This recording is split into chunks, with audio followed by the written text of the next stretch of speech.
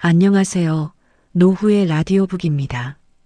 오늘도 여러분의 마음을 따뜻하게 어루만질 이야기를 가지고 찾아왔습니다. 오늘 들려드릴 이야기는 82세 아버지가 재혼 상대로 데려온 여인을 본 순간 딸이 얼어붙고 만 사연입니다. 과연 무슨 일이 있었던 걸까요? 그럼 지금부터 한지우 씨의 이야기를 들어보시겠습니다. 오늘 여러분께 제 인생에서 가장 충격적이었던 순간에 대해 이야기하려 합니다. 82세의 아버지가 재혼 상대라며 한 여인을 데려왔는데 그 얼굴을 본 순간 저는 손에 들고 있던 찻잔을 그만 떨어뜨리고 말았습니다. 20년 전 제 어머니를 죽음으로 몰아넣었던 바로 그 교통사고 가해자, 음주운전으로 엄마의 목숨을 앗아간 그 여자가 제 눈앞에 서 있었던 겁니다. 지우야, 인사해라. 윤이라고 하시는데 아빠가 정말 좋아하는 분이야. 아버지의 목소리가 마치 저 멀리서 들려오는 것 같았습니다. 제 시선은 그 여자 서윤이의 얼굴에 고정되어 있었어요. 20년이라는 세월이 흘렀지만 저는 그 얼굴을 단 한 번도 잊은 적이 없었습니다. 빗속에서 엄마를 덮친 차에서 내려 히스테리컬하게 울부짖던 그 모습, 법정에서 죄송합니다라고 되뇌이던 그 목소리, 모든 게 생생했습니다. 그 여자도 저를 알아봤는지 얼굴이 새하얗게 질려 있었어요. 아버지, 제 목소리가 떨렸습니다.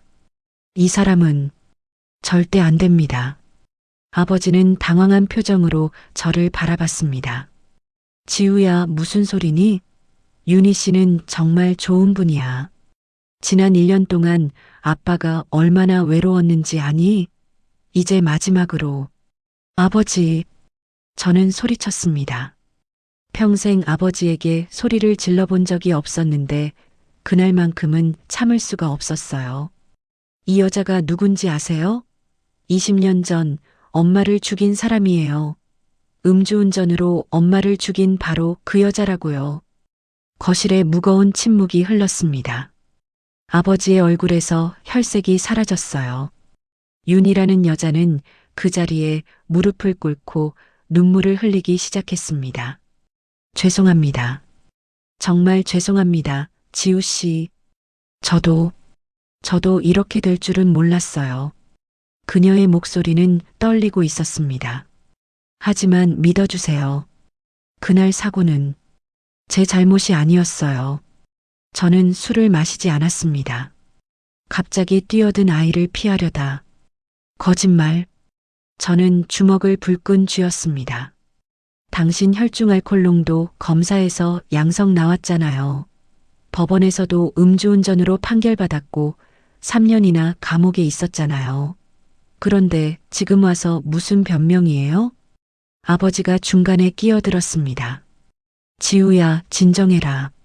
이건 아버지는 모르세요. 제 목소리에는 20년간 쌓인 분노와 슬픔이 담겨 있었습니다. 엄마가 돌아가신 그날, 저는 병원 영안실 앞에서 밤을 새웠어요. 차가운 시신이 된 엄마를 보면서 저는 맹세했습니다. 저 여자를 평생 용서하지 않겠다고. 그런데 지금 그 여자가 제 어머니 자리에 앉겠다고요? 절대로 그럴 순 없습니다. 윤희는 계속 고개를 숙인 채 눈물만 흘리고 있었어요. 아버지는 소파에 주저앉으며 머리를 감싸쥐었습니다. 이럴 수가. 내가 미처 몰랐구나. 윤희 씨가 바로 그때 그 사람이었다니. 저는 그 자리에 더 이상 있을 수가 없었습니다. 현관문을 박차고 나와 밤거리를 정처 없이 걸었어요. 머릿속이 하얗게 비었습니다. 82세의 아버지가 20년 만에 찾은 사랑이 하필이면 엄마를 죽인 그 여자라니. 이게 대체 무슨 운명의 장난일까요? 그런데 저는 그때 몰랐습니다. 이 충격적인 재회가 시작에 불과했다는 것을, 그리고 20년 동안 제가 믿어왔던 모든 진실이 사실은 거대한 거짓 위에 세워져 있었다는 것을 말입니다. 대체 무슨 일이 있었던 걸까요? 지금부터 그 이야기를 들려드리겠습니다. 제 이야기를 들어주시겠어요? 제 이름은 한지우, 올해 58세입니다. 20년 전 남편 강민호를 교통사고로 잃고 그 후로 줄곧 아버지를 모시며 살아왔어요. 자식이 없었던 저에게 아버지는 이 세상에 남은 유일한 혈육이었습니다. 남편이 떠나고 나서 저는 작은 꽃집을 운영하며 조용히 살아왔어요. 아침마다 아버지께 아침상을 차려드리고 저녁에는 함께 뉴스를 보며 소박한 대화를 나누는 게 제 일상의 전부였습니다. 아버지 한태성은 올해 82세이지만 정정하신 편이에요. 어머니가 돌아가신 후 20년 동안 단 한 번도 다른 여자를 만나지 않으셨습니다. 어머니를 그렇게 사랑하셨던 분이었으니까요. 그런데 6개월 전부터 아버지에게 변화가 생기기 시작했어요. 지우야, 오늘 복지관에서 좋은 분을 만났어. 처음엔 그저 친구를 사귀신 줄로만 알았습니다. 아버지도 사회생활이 필요하시니까요. 오히려 저는 기뻤어요. 아버지가 집에만 계시지 않고 밖에 나가 사람들과 어울리신다는 게 좋았거든요. 아버지, 좋으시겠어요. 친구분들이랑 많이 어울리세요. 응, 그래야지. 아빠도 이제 너한테만 의지하며 살 순 없잖니. 그렇게 한 달, 2달이 지나면서 아버지는 점점 더 자주 외출하셨습니다. 옷차림도 신경 쓰시고 면도도 깔끔하게 하시고 어느 날은 제가 본 적도 없는 새 셔츠를 입고 나가시는 거예요. 아버지, 그 옷 새로 사신 거예요? 아버지는 멋쩍게 웃으시며 말씀하셨어요. 응, 오래된 옷만 입고 다닐 순 없잖아. 사람들이 뭐라고 하겠어. 그때도 저는 몰랐습니다. 아버지가 누군가를 만나고 계신다는 걸 3개월 전쯤이었을 거예요. 아버지가 저녁 식사 중에 조심스럽게 말씀을 꺼내셨습니다. 지우야, 아빠가 너한테 할 말이 있어. 네, 아버지. 무슨 일이세요? 아빠가 말이야. 요즘 한 분을 만나고 있어. 젓가락을 들던 제 손이 멈췄습니다. 누구요? 복지관 친구분이요? 아니, 그게 여자분이야. 순간 제 머릿속이 하얗게 변했어요. 아버지가 여자를 만나신다고요? 어머니가 돌아가신 지 20년이나 됐지만 아버지가 다른 여자를 만나신다는 건 한 번도 상상해 본 적이 없었습니다. 아버지, 미안하다, 지우야. 아빠도 처음엔 그럴 생각이 전혀 없었어. 그런데 그분을 만나면서 아빠도 사람이더라고. 너무 외로웠어. 아버지의 목소리에는 미안함과 동시에 간절함이 묻어 있었습니다. 아빠가 이기적한 건 아는데 너도 이해해 줄 수 있겠니?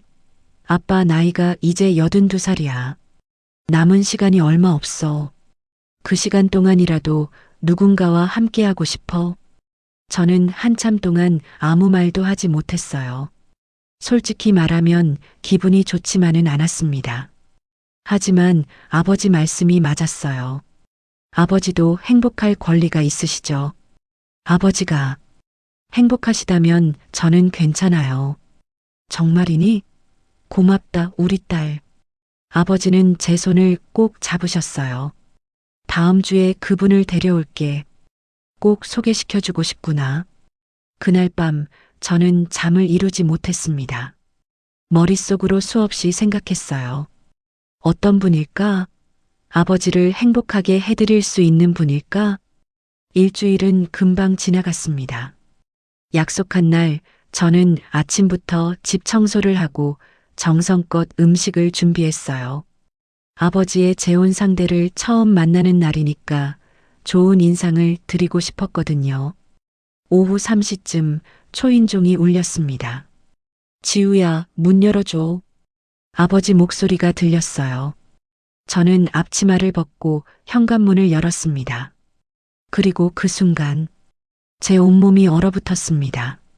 아버지 옆에 서 있는 여자, 56세쯤 되어 보이는 단정한 옷차림의 여자. 그 얼굴을 보는 순간 저는 20년 전 그날로 돌아갔습니다. 빗속, 비명소리, 구급차 사이렌. 죄송해요. 죄송해요. 히스테리컬하게 울부짖던 그 여자. 바로 그 얼굴이었습니다.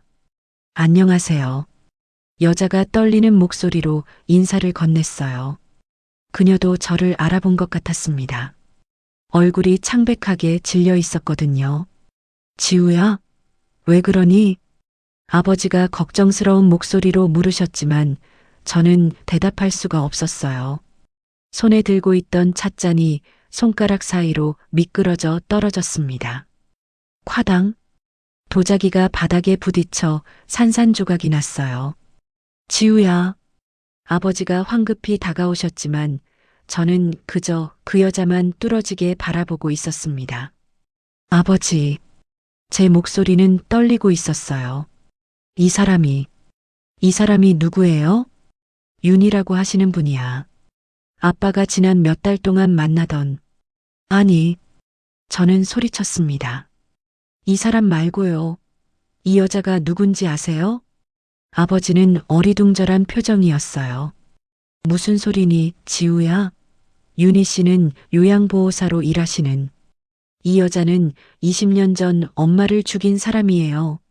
제 목소리가 거실 전체에 울려 퍼졌습니다. 음주운전으로 엄마를 죽인 바로 그 여자라고요. 아버지의 얼굴에서 모든 혈색이 사라졌습니다. 윤이라는 여자는 그 자리에 털썩 주저앉으며 눈물을 흘리기 시작했어요. 죄송합니다. 죄송합니다. 죄송하다고요? 저는 비웃었습니다. 20년 전에도 그렇게 말했잖아요. 법정에서도 감옥에 들어가면서도. 그런데 이제 와서 또 죄송하다고요? 우리 엄마 목숨을 빼앗고 이제 아버지까지 빼앗으려고요? 지우야, 진정해. 진정하라고요? 아버지, 이 여자 때문에 엄마가 돌아가셨어요. 20년 전 그날 빗속에서 음주운전하던 이 여자 차에 엄마가 치여서 그 자리에서 숨졌다고요. 윤희가 떨리는 목소리로 말했습니다. 지우 씨, 제발 들어주세요. 저는 정말 술을 마시지 않았어요. 그날 갑자기 도로에 뛰어든 아이를 피하려고 급브레이크를 밟았고, 거짓말. 저는 손가락으로 그녀를 가리켰어요. 혈중 알코올 농도 검사에서 양성 나왔잖아요. 법원 판결문에도 다 나와 있어요. 음주운전으로 사람을 치어 사망에 이르게 한 죄. 징역 3년. 당신이 직접 받은 판결이잖아요. 저도 어떻게 된 건지 모르겠어요. 분명히 술을 마시지 않았는데 검사 결과가. 그만해요. 저는 귀를 막았습니다. 더 이상 듣고 싶지 않아요. 아버지, 이 사람은 절대 안 됩니다. 제발 다른 분을 만나세요. 아버지는 소파에 주저앉으셨어요. 손으로 얼굴을 감싸고 한숨만 쉬셨습니다. 이럴 수가. 윤희 씨가 그때 그 사람이었다니. 한태성 씨. 윤희가 떨리는 목소리로 아버지를 불렀어요. 정말 죄송합니다. 저도 이렇게 될 줄은 몰랐어요. 만약 제가 알았다면 절대로. 나가주세요. 제가 냉정하게 말했습니다. 지금 당장 이 집에서 나가주세요. 그리고 다시는 우리 아버지 앞에 나타나지 마세요. 윤희는 눈물을 닦으며 일어났어요. 아버지를 한번 바라보고는 고개를 숙인 채 현관으로 향했습니다. 태성 씨, 정말 미안합니다. 모든 게 제 잘못이에요. 문이 닫히는 소리가 들렸습니다. 거실에는 저와 아버지만 남았어요. 무거운 침묵이 흘렀습니다. 아버지, 지우야. 아버지가 지친 목소리로 말씀하셨어요. 아빠도 몰랐어. 정말 몰랐단다. 윤희 씨가 그때 그 사람인 줄은 이제 아시잖아요. 그러니까 다시는. 하지만 지우야. 아버지가 저를 바라봤습니다. 아버지의 눈에는 깊은 슬픔이 담겨 있었어요. 아빠는 윤희 씨를 사랑해. 그 말에 제 심장이 철렁 내려앉았습니다. 뭐라고요? 미안하다. 하지만 아빠는 진심이야. 이 나이에 다시 사랑을 느낄 줄 몰랐는데 윤희 씨는 정말 좋은 사람이야. 아버지, 정신 차리세요. 그 여자가 엄마를 죽였다고요. 알아.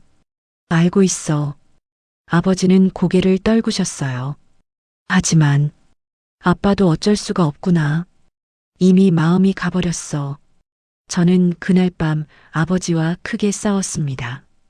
평생 처음으로 아버지께 소리를 지르고 문을 쾅 닫고 제 방으로 들어갔어요.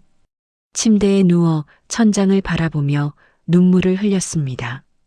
어떻게 이럴 수가 있지? 엄마를 죽인 그 여자를 아버지가 사랑한다고? 그런데 그때는 몰랐습니다. 이 모든 게 시작에 불과했다는 것을, 그리고 제가 알고 있던 20년 전 그날의 진실이 사실은 완전히 다른 이야기였다는 것을 말입니다. 그날 이후 일주일 동안 저는 아버지와 거의 대화를 하지 않았습니다. 아침 식사를 차려드려도 잘 먹겠다는 짧은 인사뿐, 저녁에도 각자 방에서 시간을 보냈어요. 집안의 분위기는 무겁게 가라앉아 있었습니다. 그런데 이상한 일이 있었어요. 아버지는 여전히 매일 외출을 하셨습니다. 윤희를 만나러 가시는 게 분명했죠. 저는 그게 너무 화가 났어요. 아버지, 아직도 그 여자를 만나세요? 어느 날 저녁 참다 못해 물었습니다. 지우야, 대체 왜 그러세요? 그 여자가 뭐가 그렇게 좋으세요? 엄마는 어떻게 되는 거예요? 아버지는 깊은 한숨을 쉬셨어요. 내 엄마는 내 평생의 사랑이었어. 지금도 그래. 하지만 지우야, 아빠도 외로워. 20년을 혼자 살았어. 이제 정말 마지막이야. 마지막이라고 해서 아무나 만나도 되는 건 아니잖아요. 하필이면 왜 그 여자예요? 윤희 씨는 아무나가 아니야. 아버지의 목소리에는 확신이 담겨 있었어요. 아빠가 지난 몇 달 동안 지켜봤어. 그 사람은 정말 착한 사람이야. 뭔가 깊은 사연이 있는 것 같아. 사연이요? 엄마를 죽인 게 사연이에요? 지우야, 아빠 말 좀 들어봐. 윤희 씨 말로는 그날 정말 술을 마시지 않았대. 갑자기 아이가 뛰어들어서 아버지, 저는 소리쳤습니다. 그 여자 말을 믿으세요? 법원 판결도 있고 증거도 다 있는데요. 그 여자가 아버지를 속이고 있는 거예요. 아버지는 더 이상 아무 말씀도 하지 않으셨습니다. 그날 밤 저는 결심했습니다. 알아봐야겠어. 저 여자가 정말 누군지, 무슨 속셈으로 아버지께 접근한 건지. 다음 날 아침 저는 사설 탐정 사무소를 찾아갔습니다. 서윤이라는 사람을 조사해 주세요. 56세, 요양보호사로 일하고 있고 20년 전 교통사고로 수감된 전과가 있어요. 탐정은 고개를 끄덕였습니다. 무엇을 알고 싶으신가요? 모든 것을요. 그 사람의 과거, 현재 생활, 가족관계, 재산 상태, 특히 제 아버지와 어떻게 만났는지 알아봐 주세요. 알겠습니다. 일주일 정도 시간을 주세요. 일주일은 정말 길게 느껴졌어요. 매일 밤 잠을 설치며 걱정했습니다. 혹시 저 여자가 아버지 재산을 노리는 건 아닐까? 복수하려는 건 아닐까? 그러던 어느 날 저녁 집 근처 카페에서 우연히 윤희를 마주쳤습니다. 그녀는 혼자 창가 자리에 앉아 커피를 마시고 있었어요. 얼굴에는 깊은 슬픔이 어려 있었습니다. 저는 그냥 지나칠 수도 있었어요. 하지만 발걸음이 저절로 그녀 쪽으로 향했습니다. 서윤희 씨, 그녀가 고개를 들었어요. 저를 보자 놀란 표정을 지었습니다. 지우 씨, 여기서 뭐 하세요? 혹시 우리 집 근처를 배회하신 건 아니죠? 아니에요. 저는 여기서 일해요. 그녀가 조용히 말했습니다. 이 근처 요양원에서 요양보호사로. 그게 사실이에요? 저는 의심스러운 눈초리로 그녀를 바라봤어요. 아니면 우리 아버지를 만나려고. 지우 씨, 윤희가 저를 똑바로 쳐다봤습니다. 그녀의 눈에는 눈물이 맺혀 있었어요. 저는 더 이상 태성 씨를 만나지 않을 거예요. 당신 말이 맞아요. 제가 그럴 자격이 없죠. 뭐라고요? 일주일 전 당신이 저를 쫓아낸 그날부터 한 번도 연락하지 않았어요. 태성 씨가 전화하셔도 받지 않았고 문자도 답장하지 않았어요. 윤희는 고개를 떨구었습니다. 당신 말이 맞아요. 제가 당신 어머니를 죽인 사람인데 어떻게 당신 아버지와 함께할 수 있겠어요. 그 말을 듣는데 이상하게 마음이 불편했습니다. 제가 원하던 대답이었는데 왜인지 기분이 좋지 않았어요. 그럼 아버지가 연락하셔도 안 받을 거예요. 아니, 못 받을 거예요. 윤희의 목소리가 떨렸습니다. 사랑하는 사람을 포기하는 게 이렇게 아픈 줄 몰랐어요. 하지만 이게 제가 받아야 할 벌이겠죠. 그녀는 자리에서 일어났습니다. 지우 씨, 정말 죄송해요. 당신 어머니께도, 당신께도. 그리고 그녀는 카페를 나갔어요. 저는 한참 동안 그 자리에 서 있었습니다. 가슴 한쪽이 묘하게 답답했어요. 이게 뭐지? 왜 마음이 불편하지? 일주일 후 탐정에게서 연락이 왔습니다. 조사 결과가 나왔습니다. 사무실로 오시겠어요? 저는 서둘러 탐정 사무소로 향했습니다. 탐정은 두꺼운 파일을 제 앞에 놓았어요. 서윤혜 씨에 대한 조사 결과입니다. 꽤 놀라실 겁니다. 뭐가 나왔는데요?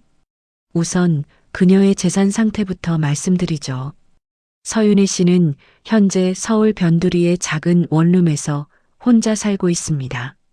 월세 40만 원. 저축은 거의 없고요. 그럼 아버지 재산을 노린 건 아니네요? 전혀 그런 정황이 없습니다. 오히려 탐정이 서류 한 장을 꺼냈어요. 서윤희 씨는 출소 후 20년 동안 단 한 번도 결혼하지 않았습니다. 연애도 하지 않은 것으로 보입니다. 요양보호사로 일하면서 최저 생계를 유지해 왔어요. 20년 동안 혼자요? 네. 그리고 이게 더 중요한데요. 탐정이 다른 서류를 꺼냈습니다. 서윤희 씨는 매달 한 번씩 어느 산소를 찾아갑니다. 20년간 단 한 번도 빠지지 않고요. 제 심장이 쿵 하고 내려앉았습니다. 그 산소가 설마 네. 고 박영숙 씨의 묘입니다. 지우 씨의 어머니시죠. 순간 숨이 막혔어요. 뭐라고요? 20년간 매달 한 번씩 서윤희 씨는 어머니 산소에 찾아가 참배했습니다. 꽃을 바치고 묘지를 정소하고 한참을 그 앞에 앉아 있었다고 합니다. 저는 믿을 수가 없었어요. 그게 정말이에요? 네. 산소 관리인이 증언했습니다. 항상 혼자 와서 조용히 참배하고 간다고요. 한 번은 그 앞에서 몇 시간씩 무릎 꿇고 울기도 했대요. 탐정은 계속해서 서류를 넘겼습니다.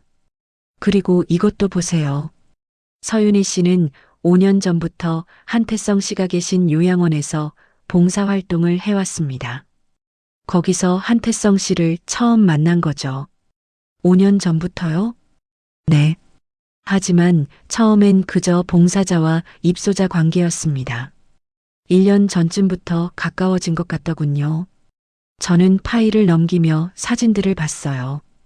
윤희가 엄마 산소 앞에서 무릎 꿇고 있는 모습, 요양원에서 환자들을 돌보는 모습, 허름한 원룸에서 라면으로 끼니를 때우는 모습, 그리고 마지막으로 탐정이 조심스럽게 말했습니다.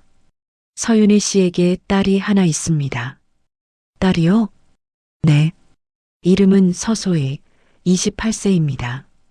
그런데 탐정의 표정이 어두워졌어요. 그 딸이 20년 전 바로 그 교통사고와 관련이 있습니다. 무슨 소리예요? 당시 8살이었던 서소희 양이 갑자기 도로로 뛰어들었고 서윤혜 씨가 급브레이크를 밟았습니다. 그 바람에 차가 미끄러지면서 탐정이 한숨을 쉬었어요. 서소의 양도 그 사고로 다쳤습니다. 다리에 영구적인 장애를 입었어요. 지금도 절뚝거리며 걷는다고 합니다. 저는 파일을 내려놓았습니다. 손이 떨렸어요. 그럼 윤희 씨는 자기 딸을 구하려다가, 네, 자기 딸을 구하려다 어머님을 사고로 치게 된 겁니다. 그리고 그 과정에서 자기 딸마저 장애를 갖게 됐고요. 저는 머리를 감싸쥐었습니다. 하지만 혈중 알코올 농도 검사는요, 분명히 음주운전으로. 그게 이상한 부분입니다. 탐정이 고개를 저었어요. 사고 기록을 보면 서윤희 씨는 계속 음주를 부인했습니다. 하지만 검사 결과는 양성이었죠.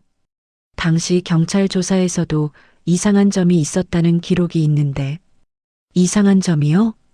현장에서 도주한 차량이 한 대 더 있었다는 목격담이 있었습니다. 하지만 그 차는 끝내 찾지 못했어요. 제 머릿속이 복잡해졌습니다. 도주 차량? 그럼 혹시 더 조사해 주실 수 있어요? 당시 사고 현장에 있던 다른 차량에 대해서요. 알겠습니다. 시간이 좀 걸리겠지만 해보겠습니다. 사무실을 나서는데 핸드폰이 울렸어요. 아버지였습니다. 지우야, 어디니? 밖이에요. 왜요? 집에 좀 와봐라. 내 고모부가 와 계셔. 고모부요? 박민재 고모부는 아버지의 오랜 친구이자 처남이었습니다.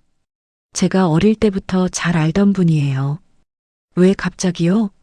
나한테 할 말이 있다고 하시는데 너도 들어야 할 것 같아. 아버지 목소리에는 뭔가 무거운 기운이 감돌았습니다. 저는 서둘러 집으로 향했어요. 집에 도착하니 거실에 고모부가 앉아 계셨습니다. 평소와 달리 얼굴이 창백하고 손을 떨고 계셨어요. 고모부, 무슨 일이세요? 지우야, 앉아라. 고모부의 목소리가 떨렸습니다. 너한테, 아니, 너희 부녀에게 꼭 해야 할 말이 있어. 뭔데요? 고모부는 한참 동안 말을 잇지 못했어요. 손으로 얼굴을 감싸고 깊은 한숨만 쉬셨습니다. 고모부, 대체 무슨 일이세요? 지우야, 미안하다. 고모부가 고개를 들었어요. 그의 눈에는 눈물이 가득했습니다. 20년 동안 너희를 속였어. 형부님도 너도. 무슨 소리세요? 20년 전 그날, 고모부의 목소리가 떨렸습니다. 그날 사고 현장에 내가 있었어. 순간 시간이 멈춘 것 같았습니다. 뭐라고요? 그날 나는 음주운전을 하고 있었어. 고모부가 떨리는 손으로 얼굴을 감쌌습니다. 갑자기 한 아이가 도로에 뛰어들었고 나는 급브레이크를 밟았지. 그 바람에 뒤따라오던 서윤희 씨 차가 미끄러지면서 옆 인도로 튀어나갔고 저는 숨이 막혔어요. 그럼 진짜 가해자는 나야. 고모부가 무릎을 꿇었습니다. 정말 미안하다, 지우야. 형부님, 나는 겁이 나서 그 자리에서 도망쳤어. 그리고 서윤희 씨가 모든 죄를 뒤집었었지. 아버지가 벌떡 일어났습니다. 민재야, 내가 무슨 짓을 한 거야? 형부님, 죄송합니다. 정말 죄송합니다. 저는 그 자리에 주저앉았습니다. 20년 동안 믿어왔던 모든 것이 무너지는 순간이었습니다. 거실에는 무거운 침묵만 흘렀습니다. 저는 고모부를 멍하니 바라봤어요. 평생 존경하고 믿었던 사람이었습니다. 어릴 때부터 저를 예뻐해 주시고 엄마 장례식 때도 누구보다 슬퍼하시던 분이었죠. 그런데 그분이 진짜 가해자였다고요? 고모부, 제 목소리가 떨렸습니다. 어떻게 어떻게 그러실 수가 있어요? 미안하다, 지우야. 정말 미안하다. 고모부는 계속 무릎을 꿇은 채 머리를 조아렸습니다. 나는 너무 겁이 났어. 사업도 막 시작할 때였고 음주운전으로 전과자가 되면 모든 게 무너질 것 같았어. 그래서 도망쳤어. 아버지가 주먹으로 테이블을 내리쳤습니다. 민재야, 그게 변명이 되는 줄 아나? 내 아내가 죽었어. 그런데 넌 20년 동안 입을 다물고 있었단 말이야. 죄송합니다, 형부님. 저는 고개를 저었습니다. 믿을 수가 없었어요. 그럼 윤희 씨는요? 윤희 씨는 왜 음주운전죄를 뒤집었었어요? 그게 고모부가 떨리는 목소리로 말했습니다. 내가 급브레이크를 밟을 때 차 안에 있던 술병이 깨졌어. 그 술이 차 밖으로 흘러나갔고 서윤의 씨 옷에 묻었던 거야.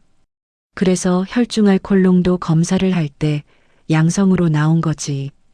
그럼 윤희 씨는 억울하게. 그래. 그 사람은 정말 술을 마시지 않았어. 계속 결백을 주장했지만 증거가 없었어. 검사 결과는 양성이었고 나는 비겁하게 침묵했지. 저는 손으로 입을 막았습니다. 눈물이 쏟아졌어요. 그럼 20년 동안 윤희 씨는 억울하게 감옥에 있었던 거예요? 자기 잘못도 아닌데? 지우야. 고모부가 저를 바라봤습니다. 더 끔찍한 건 그 사람 딸이야. 서소희라고 당시 8살이었는데 갑자기 도로로 뛰어들었어. 그 애가 ADHD가 있었대. 서윤희 씨가 급브레이크를 밟은 건 자기 딸을 구하려고 한 거였어. 그 아이는요? 무사했어요? 고모부가 고개를 저었습니다. 사고로 다리를 다쳤어.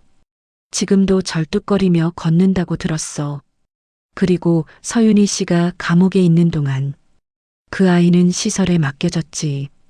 저는 더 이상 참을 수가 없었어요. 눈물이 주르륵 흘러내렸습니다. 고모부, 어떻게 그러실 수가 있어요? 어떻게 20년 동안이나. 나도 알아, 지우야. 내가 얼마나 비겁한 인간인지. 그래서 1년 전에 서윤희 씨를 찾아갔어. 뭐라고요? 무릎 꿇고 빌었어. 용서해달라고, 진실을 밝히겠다고. 하지만 고모부의 목소리가 떨렸습니다. 그 사람은 날 용서해줬어. 그리고 진실을 밝히지 말라고 했어. 왜요? 왜 그랬대요? 자기 딸 때문이래. 이미 20년이 지났는데 이제 와서 진실을 밝히면 딸만 더 상처받을 거라고. 그냥 이대로 묵고 살겠다고 했어. 아버지가 소파에 주저앉았습니다. 윤희 씨가 그런 사람이었구나. 형부님, 그래서 제가 오늘 이렇게 찾아온 겁니다. 고모부가 고개를 들었어요. 형부님과 서윤희 씨가 만나고 계시다는 얘기를 들었습니다. 그리고 지우가 반대한다는 것도 알았어요. 그래서 더 이상 참을 수가 없었습니다. 민재야, 형부님, 서윤희 씨는 정말 좋은 사람입니다. 20년 동안 억울하게 살았지만 단 한 번도 원망하지 않았어요. 오히려 저를 용서해줬습니다. 그런 사람을 지우가 오해하고 있는 게 너무 괴로웠습니다. 저는 고모부를 바라봤습니다. 고모부, 왜 이제 와서 말씀하시는 거예요? 진작에 말씀하셨어야죠. 알아. 나는 정말 비겁한 인간이야. 하지만 지우야, 너만은 진실을 알아야 할 것 같았어. 그래야 서윤희 씨를 제대로 볼 수 있을 테니까. 저는 얼굴을 감쌌습니다. 너무 혼란스러웠어요. 20년 동안 내가 미워했던 사람이 사실은 억울한 피해자였다고? 그날 밤 저는 잠을 이룰 수 없었습니다. 계속해서 지난 일주일이 떠올랐어요. 윤희 씨를 집에서 쫓아낸 일, 카페에서 만났을 때 그녀의 눈물, 탐정에게 들은 이야기들. 20년간 매달 엄마 산소를 찾아갔다고 했지. 혼자서 조용히 아무에게도 말하지 않고 다음 날 아침 저는 결심했습니다. 윤희 씨를 직접 만나야겠다고. 탐정에게서 받은 주소를 보고 그녀가 사는 원룸으로 향했습니다. 서울 변두리의 낡은 건물 옥탑방이었어요. 초인종을 눌렀지만 대답이 없었습니다. 윤희 씨, 저예요. 한지우예요. 문 좀 열어주세요. 한참 후에야 문이 열렸습니다. 윤희 씨는 많이 야윈 모습이었어요. 눈도 붓고 얼굴색도 창백했습니다. 지우 씨, 어떻게 들어가도 될까요? 윤희는 잠시 망설이다가 문을 열어주었습니다. 방 안은 정말 작았어요. 원룸이라고 하기에도 민망할 정도로 낡은 침대 하나, 작은 책상 하나, 그게 전부였습니다. 앉으세요. 윤희가 의자를 권했습니다. 저는 천천히 입을 열었어요. 윤희 씨, 어제 고모부가 집에 다녀가셨어요. 윤희의 얼굴이 순간 굳었습니다. 박민재 씨가요? 네. 모든 걸 말씀하셨어요. 20년 전 그날의 진실을. 윤희는 고개를 떨구었습니다. 그러셨군요. 말리지 못해 죄송해요. 죄송하다고요? 저는 믿을 수가 없었어요. 윤희 씨가 왜 죄송해요? 억울하게 20년을 살았잖아요. 아니에요. 윤희가 고개를 저었습니다. 저도 잘못이 있어요. 제 딸을 제대로 보지 못해서 그런 일이 벌어진 거니까요. 하지만 윤희 씨는 술을 마시지도 않았고 오히려 딸을 구하려고. 그래도 결과적으로 지우 씨 어머님이 돌아가셨잖아요. 윤희의 눈에서 눈물이 흘러내렸습니다. 20년 동안 단 하루도 그 일을 잊은 적이 없어요. 매일 밤 꿈에 나타나셨어요. 제 딸을 살리려다 돌아가신 그분이 얼마나 원통하셨을까요? 윤희 씨, 감옥에 있는 동안 제일 힘들었던 건 죄인이라는 낙인이 아니었어요. 제 딸이 시설에서 자란다는 거, 그리고 무고한 분이 돌아가셨다는 죄책감이었어요. 윤희는 서랍에서 낡은 수첩을 꺼냈습니다. 출소하고 나서 제일 먼저 한 일이 어머님 산소를 찾아가는 거였어요. 무릎 꿇고 빌었죠. 용서해달라고, 제가 대신 죽었어야 했다고. 그녀가 수첩을 펼쳤어요. 거기에는 날짜들이 빼곡히 적혀 있었습니다. 20년간 매달 한 번씩 찾아갔어요. 한 번도 빠지지 않고요. 그게 제가 할 수 있는 유일한 속죄였으니까요. 저는 수첩을 받아들었습니다. 손이 떨렸어요. 왜 진실을 말하지 않으셨어요? 고모부가 진짜 가해자라고 밝힐 수도 있었잖아요. 무슨 소용이에요? 윤희가 슬프게 웃었습니다. 이미 벌어진 일인데요. 그리고 박민재 씨도 평생 죄책감에 시달렸을 거예요. 1년 전 저를 찾아왔을 때 그분 모습을 봤어요. 완전히 망가져 있더라고요. 그래도요. 지우 씨, 윤희가 저를 똑바로 바라봤습니다. 용서는 남을 위한 게 아니에요. 나를 위한 거예요. 제가 미움과 원망에 갇혀 산다면 제 딸한테 뭐라고 말하겠어요? 엄마 때문에 다리를 다쳤고 시설에서 자라야 했던 그 아이한테요. 저는 아무 말도 할 수 없었습니다. 그래서 저는 용서하기로 했어요. 박민재 씨도 저 자신도. 그리고 하루하루 속죄하며 살기로 했죠. 그렇게 우리 아버지를 만나게 된 거예요? 윤희가 고개를 끄덕였습니다. 5년 전부터 요양원에서 봉사활동을 했어요. 거기서 태성 씨를 처음 봤죠. 처음엔 그냥 봉사자와 어르신 관계였어요. 그런데요, 어느 날 태성 씨가 제게 사진을 보여주셨어요. 돌아가신 부인 사진이었죠. 그 순간 저는 알았어요. 이분이 바로 그날 돌아가신 분의 남편이라는 걸. 윤희는 눈물을 닦았습니다. 도망가고 싶었어요. 하지만 발이 떨어지지 않더라고요. 태성 씨는 부인 이야기를 하시며 우셨어요. 얼마나 사랑했는지, 얼마나 보고 싶은지. 그 모습을 보면서 저는 또 무릎 꿇고 싶었어요. 아버지는 모르셨어요? 네. 제가 말하지 않았으니까요. 그냥 봉사자로서 최선을 다했어요. 태성 씨가 외로워하실 때 이야기 들어드리고 힘들어하실 때 위로해드리고 그러다가 사랑하게 된 거예요?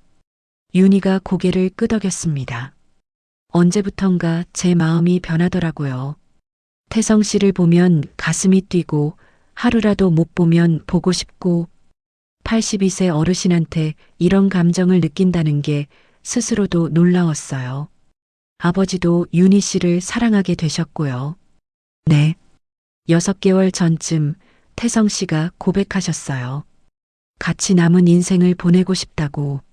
저는 정말 거절하려고 했어요.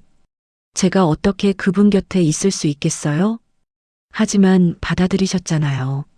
너무 외로웠어요. 윤희의 목소리가 떨렸습니다. 20년을 혼자 살았어요. 딸도 저를 원망했어요.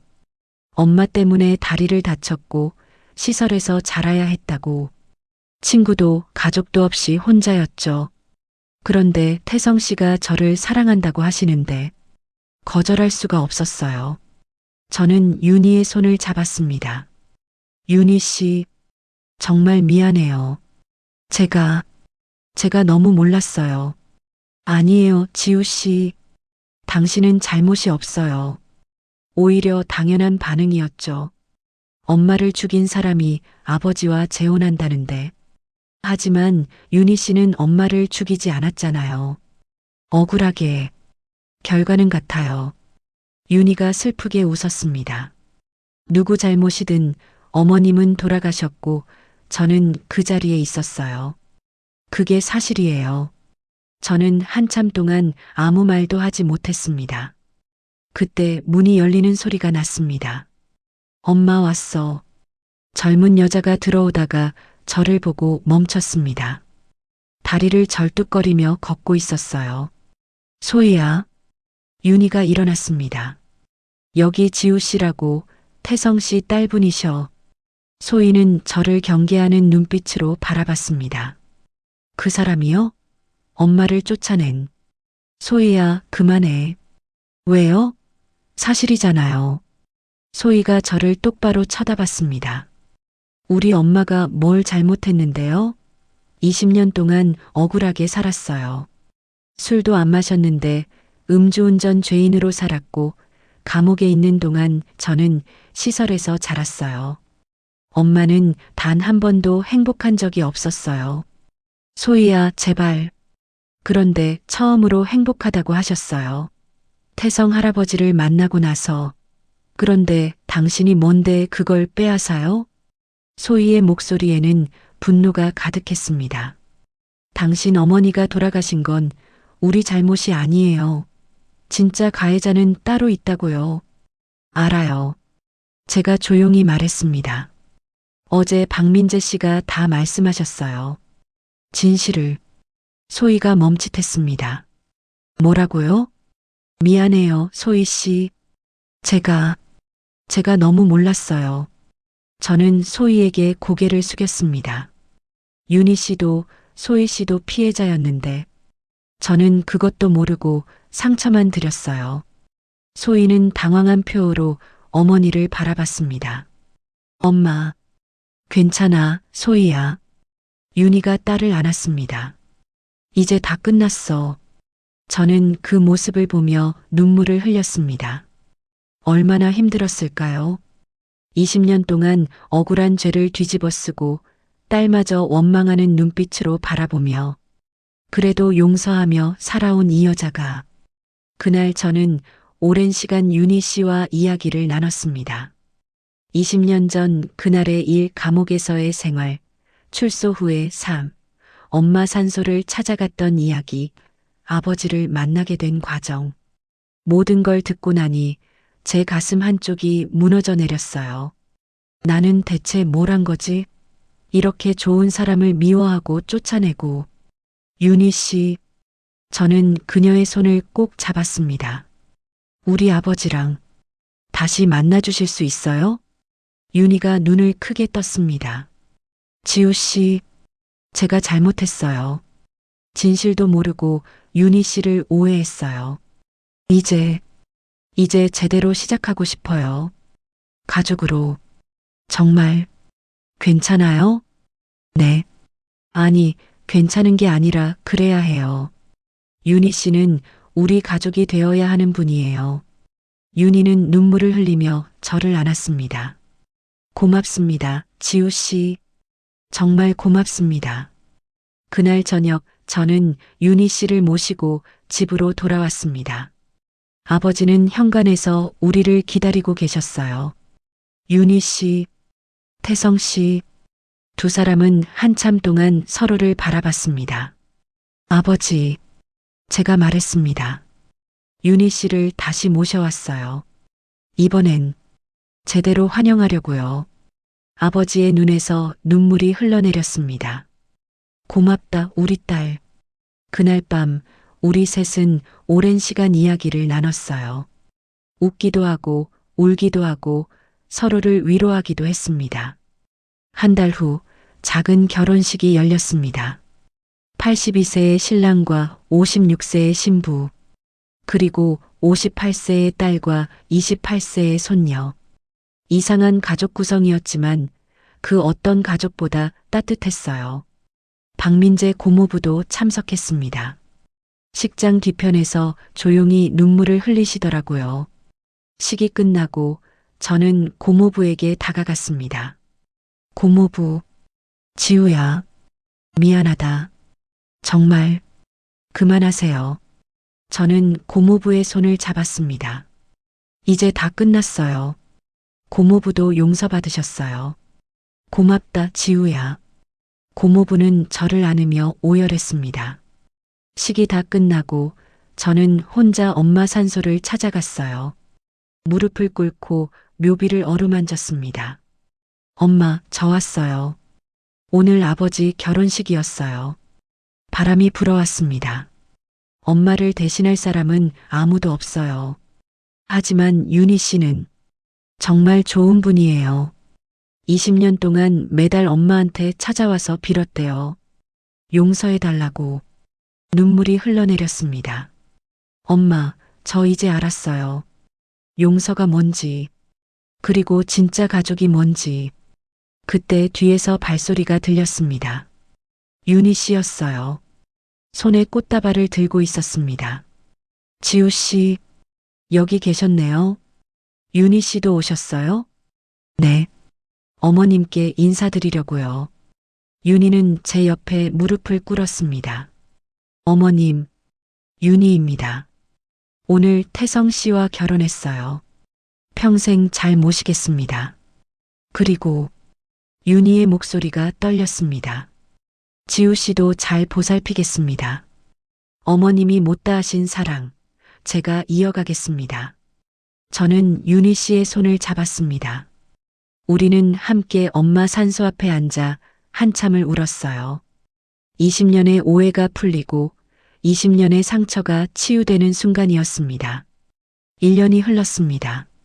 계절이 4번 바뀌고 우리 가족에게도 많은 변화가 있었어요. 아버지와 윤희 씨는 작은 아파트에서 행복하게 신혼생활을 하고 계십니다. 83세와 57세의 신혼부부라니 생각만 해도 미소가 지어져요. 아버지는 요즘 10년은 젊어지신 것 같습니다. 매일 아침 윤희 씨와 함께 산책을 나가시고 저녁에는 함께 요리를 하시며 웃음꽃이 끊이지 않으세요.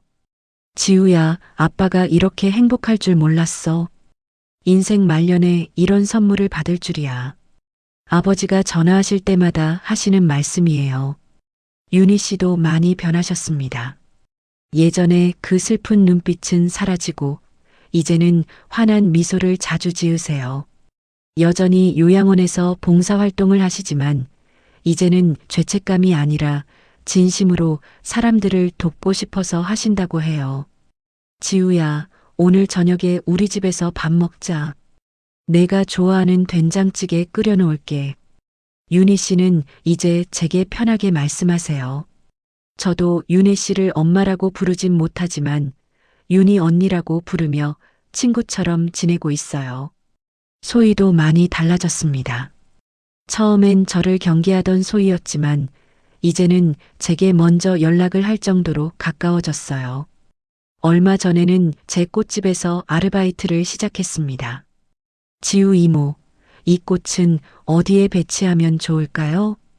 거기 창가 쪽에 두면 예쁠 것 같아. 네.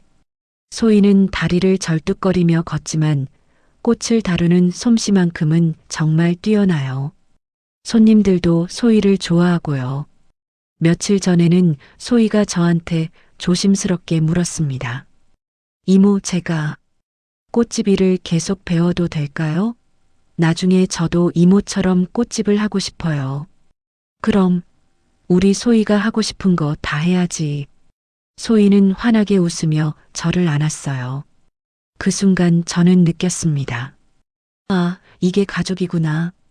피가 아니라 마음으로 이어진 진짜 가족. 박민재 고모부는 많이 힘들어 하셨습니다. 진실을 고백한 후 한동안 우울증에 시달리셨어요. 사업도 정리하시고 재산의 대부분을 교통사고 유가족 돕기 재단에 기부하셨습니다. 이게 내가 할 수 있는 최소한의 속죄야. 고모부는 지금 그 재단에서 봉사활동을 하고 계세요. 매주 교통사고 유가족들을 찾아가 위로하고 경제적으로 어려운 분들을 돕고 계십니다. 얼마 전 고모부가 저를 찾아오셨어요. 지우야, 이거 받아라. 봉투 안에는 고액 수표가 들어 있었습니다. 고모부, 이게 뭐예요? 내 엄마한테 못다한 보상이야. 받아라. 고모부. 저는 고개를 저었습니다. 이건 받을 수 없어요. 고모부도 평생 고통받으며 사셨잖아요. 이제 그만 자책하세요. 하지만 고모부, 저희는 다 용서했어요. 아버지도, 윤희 씨도, 저도. 이제 고모부도 자신을 용서하세요. 고모부는 제 손을 꼭 잡으며 한참을 우셨습니다. 저도 많이 변했습니다. 예전에 저는 20년 동안 증오와 분노에 갇혀 살았어요. 엄마를 죽인 사람을 평생 용서할 수 없다고 생각했죠. 하지만 이제는 압니다. 용서는 상대를 위한 게 아니라 나를 위한 거라는 걸요. 며칠 전 저는 엄마 산소를 찾아갔습니다. 이번엔 혼자가 아니라 윤희 씨, 소희와 함께요. 어머님, 저희 왔어요. 우리 셋은 함께 묘비 앞에 꽃을 놓고 절을 했습니다. 어머님, 윤희예요. 요즘 태성 씨가 정말 행복해 하세요. 매일 아침 윤희야, 오늘 뭐 먹고 싶어? 하며 저를 챙겨주시거든요. 윤희 씨가 웃으며 말했습니다. 그리고 지우 씨도 정말 좋은 딸이에요. 어머님이 정말 잘 키우셨어요. 소희도 말을 이었어요. 할머니, 저는 소희예요. 지우 이모 덕분에 제가 꽃집 일을 배우고 있어요. 이모가 정말 잘 가르쳐 주세요. 저도 무릎을 꿇고 묘비를 어루만졌습니다. 엄마, 저 이제 행복해요. 20년 동안 미움에 갇혀 살았는데 이제야 자유로워진 것 같아요. 엄마도 기뻐하시겠죠? 바람이 불어왔습니다. 마치 엄마가 그래, 잘했어라고 말씀하시는 것 같았어요. 그날 저녁, 우리는 아버지 집에 모여 저녁을 먹었습니다. 아버지, 윤희 씨, 저, 그리고 소희. 4명이 둘러앉아 밥을 먹는 모습은 정말 평범한 가족의 모습이었어요. 자, 다들 건배. 아버지가 잔을 들어 올렸습니다. 우리 가족이 이렇게 함께 모인 걸 축하하며 건배. 우리는 함께 웃으며 잔을 부딪혔습니다. 그 순간 저는 깨달았습니다. 가족은 피로 이어지는 게 아니라 함께 흘린 눈물과 용서로 만들어지는 거라는 걸요. 구독자 여러분, 이 이야기를 통해 저는 깨달았습니다. 인생에서 가장 어려운 일은 미워하는 게 아니라 용서하는 거라는 거요. 하지만 용서는 약한 사람이 하는 게 아니라 강한 사람만이 할 수 있는 거라는 것도 배웠습니다. 20년간 저를 올감했던 증오의 사슬을 끊는 순간 저는 비로소 자유로워졌어요. 그리고 진짜 행복이 무엇인지 알게 됐습니다. 윤희 씨는 20년 동안 억울한 죄를 뒤집어 쓰고도 원망하지 않았어요. 오히려 용서하며 살았죠. 그 모습을 보며 저는 배웠습니다. 진정한 강함이 무엇인지, 진정한 사랑이 무엇인지요. 그리고 가장 중요한 건 늦었다고 생각할 때가 가장 빠를 때라는 거예요. 82세의 아버지도 새로운 사랑을 시작하셨고 57세의 윤희 씨도 행복을 찾으셨어요. 28세의 소희도 새로운 꿈을 꾸기 시작했고 58세의 저도 미움을 버리고 사랑을 배웠습니다. 나이는 숫자에 불과해요. 중요한 건 지금 이 순간 용기를 내는 거예요. 미워하던 사람을 용서하는 용기, 상처받았던 과거를 놓아주는 용기, 새로운 시작을 받아들이는 용기. 그 용기가 있다면 여러분도 할 수 있습니다. 저희 가족은 지금도 매주 일요일이면 함께 모입니다. 밥을 먹고 이야기를 나누고 함께 웃어요. 때로는 함께 울기도 하죠. 그리고 매달 한 번은 함께 엄마 산소를 찾아갑니다. 이제는 슬픔이 아니라 감사함으로요. 엄마가 남겨주신 사랑, 그리고 엄마를 통해 배운 용서의 의미를 가슴에 새기며요. 지난주에는 아버지가 이런 말씀을 하셨어요. 지우야, 아빠가 내 엄마를 잊은 게 아니야. 엄마는 여전히 내 마음속에 살아있어. 다만 이제는 윤희도 함께 있는 거지. 마음은 크기가 정해진 게 아니니까. 맞는 말씀이에요. 사랑은 나누면 줄어드는 게 아니라 오히려 커지는 거니까요. 오늘도 노후의 라디오북 채널이 앞으로 당신의 인생을 더욱 따뜻하고 행복하게 만들 수 있는 작품을 드릴 테니 구독과 좋아요 꼭 부탁드립니다. 여러분도 혹시 용서하지 못하고 있는 사람이 있나요? 혹시 과거의 상처에 갇혀 현재를 놓치고 있진 않나요? 용기를 내세요. 용서는 상대를 위한 게 아니라 바로 여러분 자신을 위한 겁니다. 미움의 감옥에서 벗어나세요. 그리고 진짜 자유를, 진짜 행복을 만나세요. 늦었다고 생각하지 마세요. 지금이 바로 가장 빠른 때입니다. 82세의 우리 아버지도 새 출발을 하셨어요. 여러분은 아직 젊으시잖아요. 충분히 할 수 있습니다. 그리고 기억하세요. 진짜 가족은 피로 이어지는 게 아니라 함께 흘린 눈물과 나눈 용서로 만들어진다는 거리요. 구독자 여러분, 오늘도 행복한 하루 되세요. 힘든 일이 있어도 포기하지 마세요. 당신도 할 수 있습니다. 여러분 모두 건강하시고 사랑하는 사람들과 행복한 시간 보내세요. 그리고 언제나 기억하세요. 용서는 가해자를 위한 것이 아니라 미움에 갇힌 나를 자유롭게 하는 것이라는 거요. 감사합니다.